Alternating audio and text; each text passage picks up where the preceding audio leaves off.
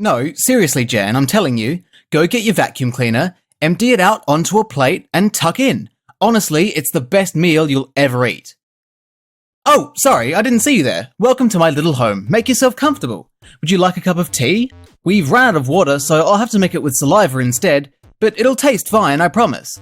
Hey, you know what I love? Mario. Well, okay, I wouldn't say I love Mario. One of his games in particular makes me go feral with anger.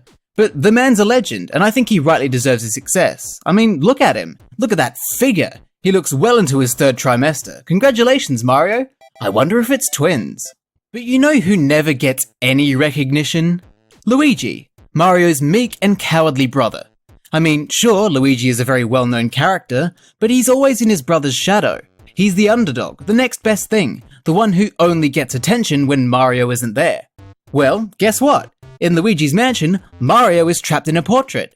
In Luigi's mansion, Luigi is in the spotlight. Finally! If Mario wants to be the center of attention so badly, then being a portrait serves him right. Hang it in the Louvre, he'll be looked at for the rest of time, and Luigi can finally have his moment.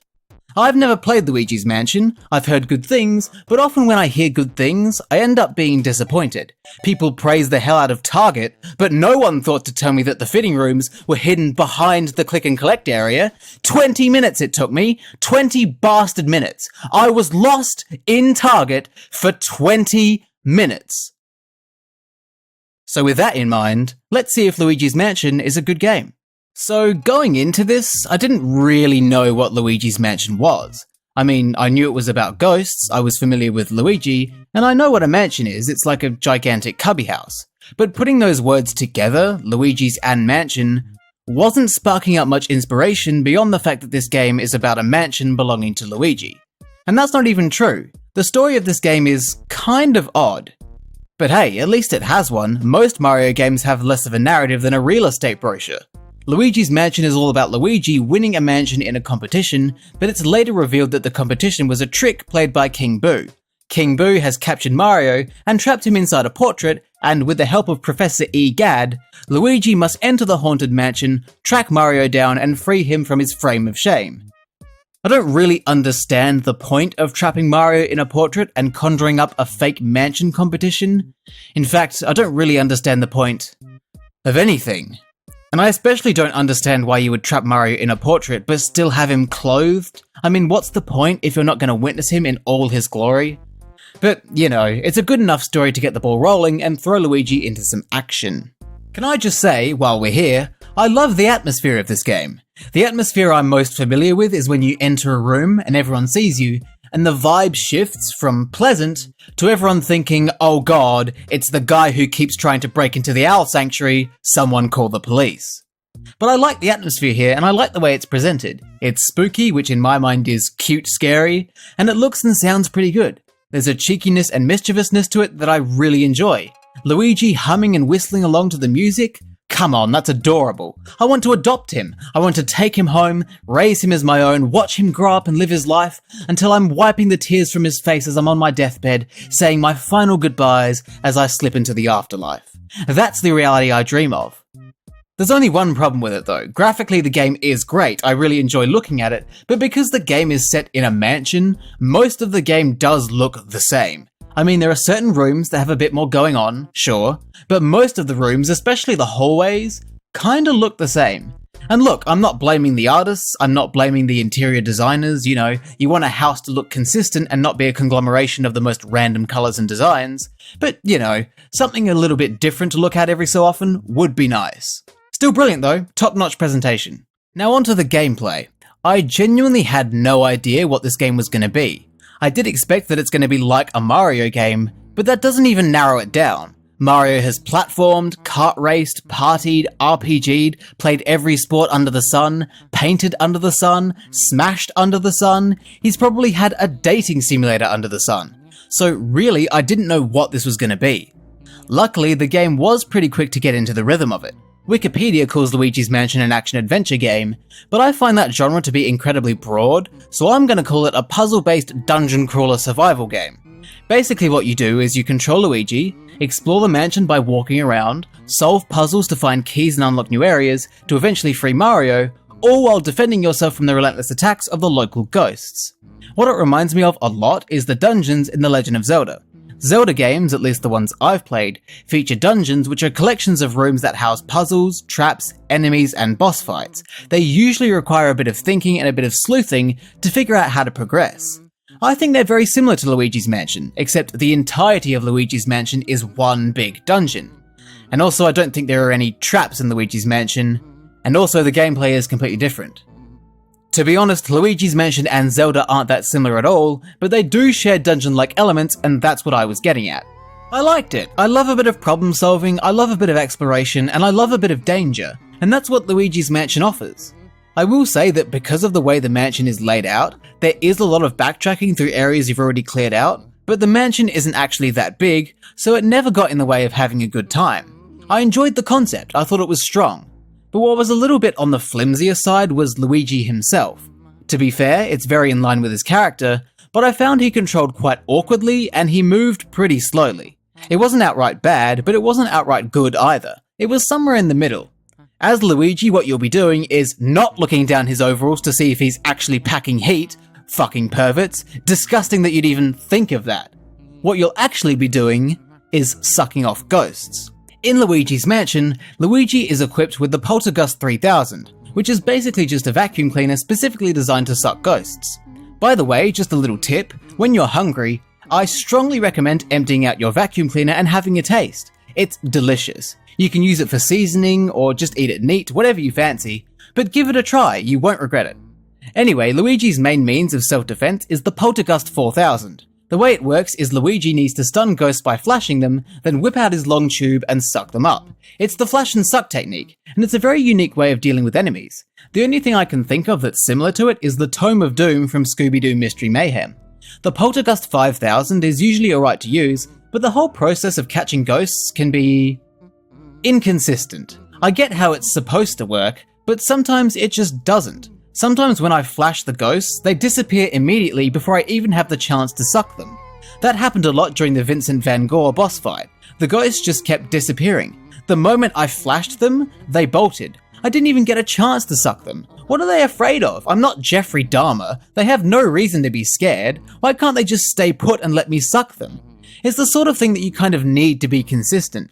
I remember in that brief section of the game where the power goes out, I often ended up in a situation where Luigi was getting gangbanged by a gaggle of ghosts. Having my flash and suck technique consistently stunning the ghosts would have been very helpful.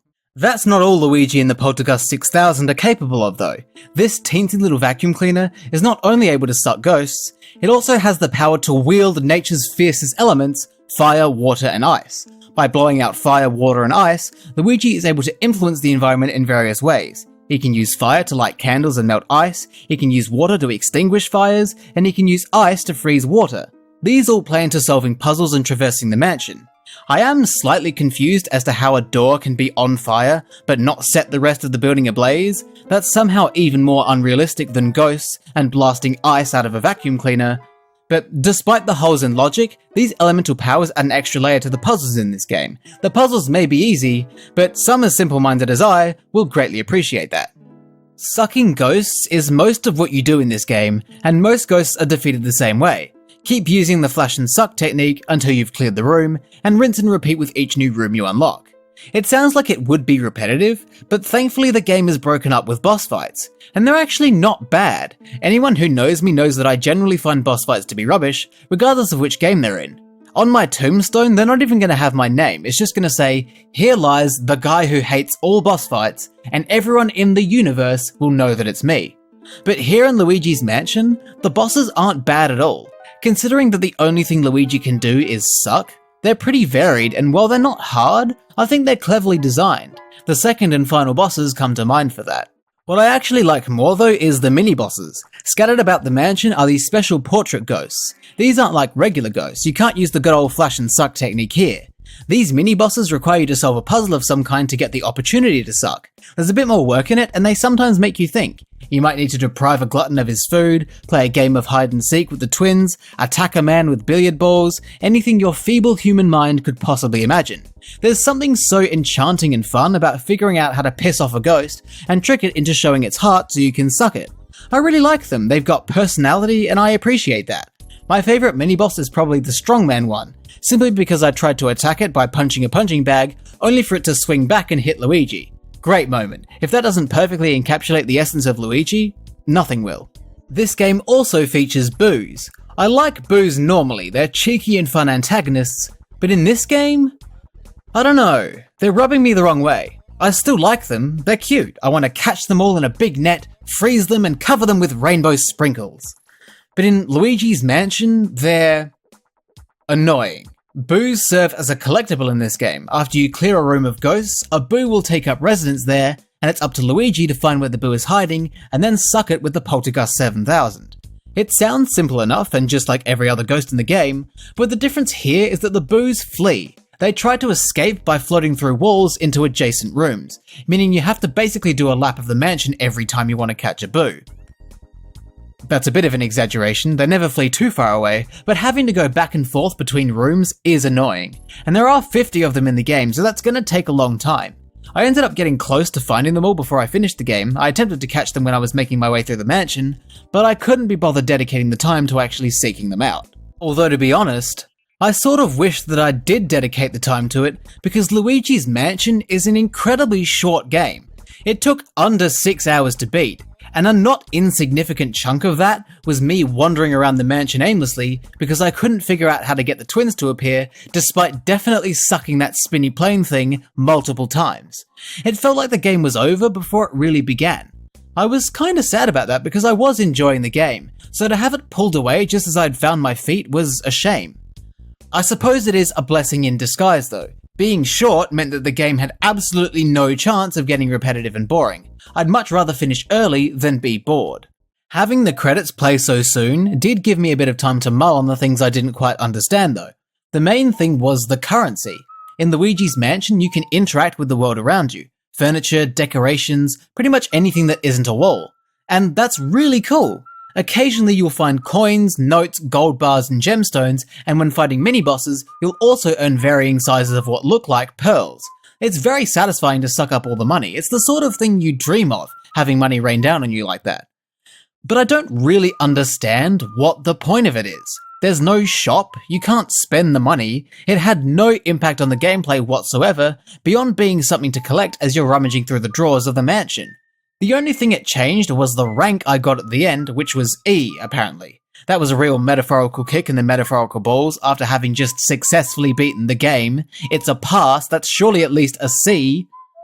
If I were Nintendo, and it's a big if, I would have made it so that Luigi could buy supplies from EGAD, or maybe even upgrades to Luigi in the Poltergust 8000, like extra health or greater sucking power.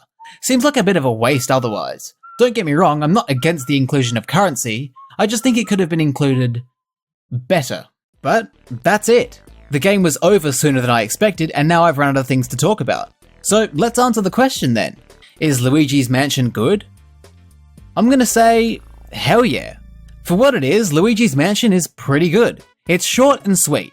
The gameplay is unique, I can't say I've ever played anything like it. The Poltergust 9000 and its elemental abilities are pretty cool and fun to use, even if the whole process of catching ghosts can be inconsistent at times. The puzzles are enjoyable, as was exploring the mansion, and the bosses and mini-bosses were fun and memorable.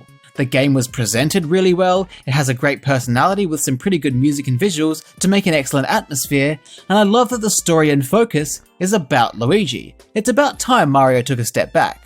I genuinely think the only things this game got wrong were having the mansion look the same the whole way through, having boos flee to different rooms, and the inconsistency of the flash and suck technique. That's it.